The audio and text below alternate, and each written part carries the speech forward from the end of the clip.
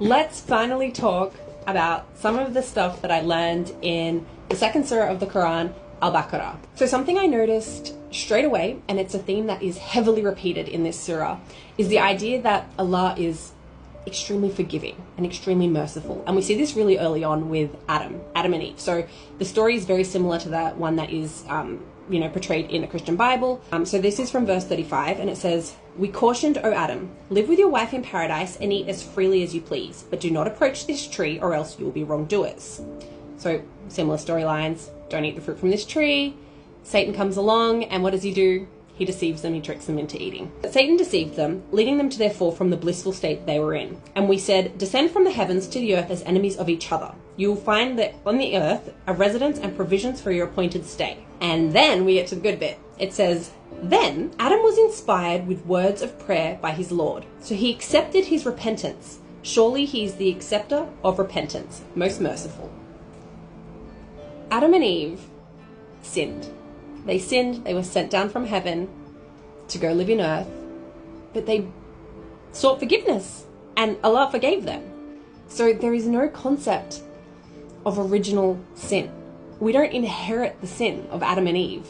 We're born with a clean slate until we can decide for ourselves if this is the path that we want to follow or if we want to choose to follow a different path. Another thing that I really loved and I think really touched me is the idea that Allah is not trying to make your life difficult, okay? So he'll outline something and then he'll say in the very next sentence of the Quran, "But if you can't do that, here is another way that you can please me. And if you can't do that, here is another way that you can please me." O believers, fasting is prescribed for you as it was for those before you, so perhaps you will become mindful of God.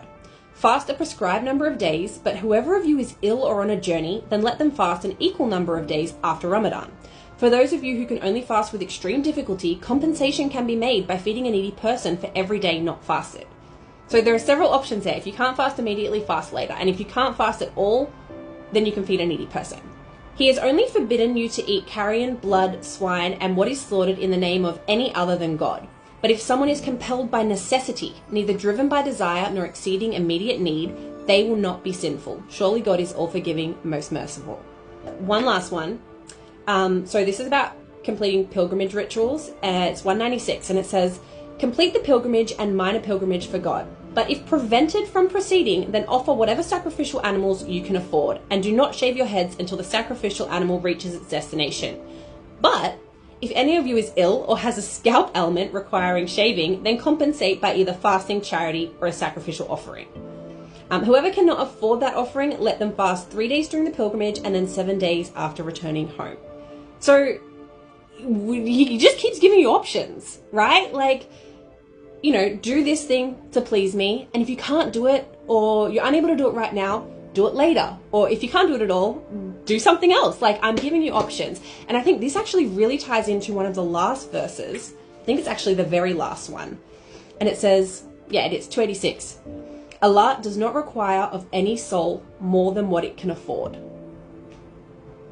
I think that's just so beautiful.